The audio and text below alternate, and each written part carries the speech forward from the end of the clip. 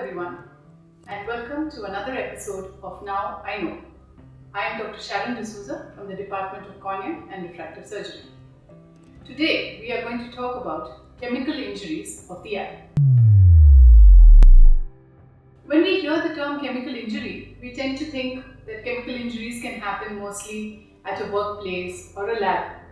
But do you know that there are a number of household items or things available around our house which can cause severe chemical injury to the eye? Common among them are items like toilet cleaners, floor cleaners, drain cleaners, bleach which we use for clothes, and the worst among them being chuna, which is used for pan or betel nut, which a lot of people chew. This chuna causes one of the most devastating injuries to the eye that we know of. This is available very easily at the neighborhood pan shop, and commonly it is sold in extremely flimsy packets which burst very easily when pressed. When that happens, because of the force of the pressing, that powder comes out in a blast and falls on the face and the eyes, and the particles get lodged into the eye. This over time causes severe injury to the eye and can cause even blindness. It is not just adults who may get injured.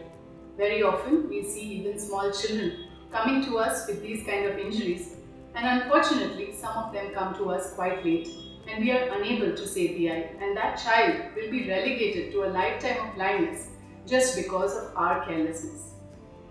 So what can we do on our part to try and prevent these injuries? Because as we all know, prevention is much better than a cure. The first thing that we need to do is to try and keep any of these items or other things that we may suspect to be chemicals away from the reach of children. And even if we are storing it at home, we should keep it in such a place that it is safe to handle. So it should be preferably at a slightly raised surface so that a small child cannot access it directly. But don't keep it too high that you struggle to pull it off and then it falls on your face. Another very important thing to remember is the kind of bottle in which it is stored. Try to keep it in a bottle which has a screw type cap which is easily removable.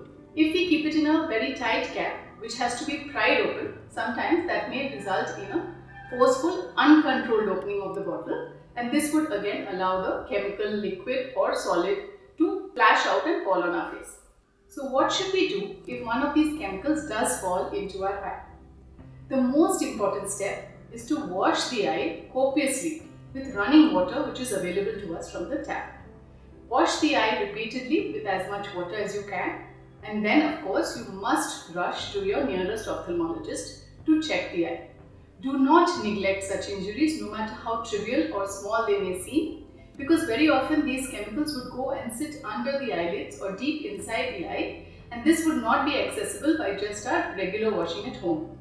Your doctor would then have to wash the eye thoroughly in their hospital with a particular system to try and wash out the particles. And sometimes we have seen that the chuna particles especially would go and sit deep inside under the eyelids, and those would need to be removed manually. They don't get removed just by washing. And if we don't remove them, they leach out that chemical over time and continue to cause the damage to the eye. So what is this damage we are talking about, and why are we so worried about it? These chemical injuries can result in blindness to the eye. This is because they cause the entire cornea, which is our, naturally, it's like a window to the eye, which is normally clear. It causes it to become white. It causes it to develop blood vessels. It causes a lot of damage which cannot be reversed once it has crossed a certain stage. It cannot be reversed by medications, and this results in blindness. So it is extremely important that first of all we try to prevent such injuries. Second of all, if they do happen, we take the immediate first aid at home and then rush to the hospital. Third of all, trust your doctor for whatever the treatment they are taking. Allow them to wash the eye as best as they can. In an emergency situation, sometimes we may need to do certain procedures like an amniotic membrane graft to try and salvage the eye, to save the eye. And at a later stage, there may be other procedures which could also be required, like a limbal stem cell transplantation, to try and recover what we have lost. I hope this helps you, and thank you very much for your patient listening.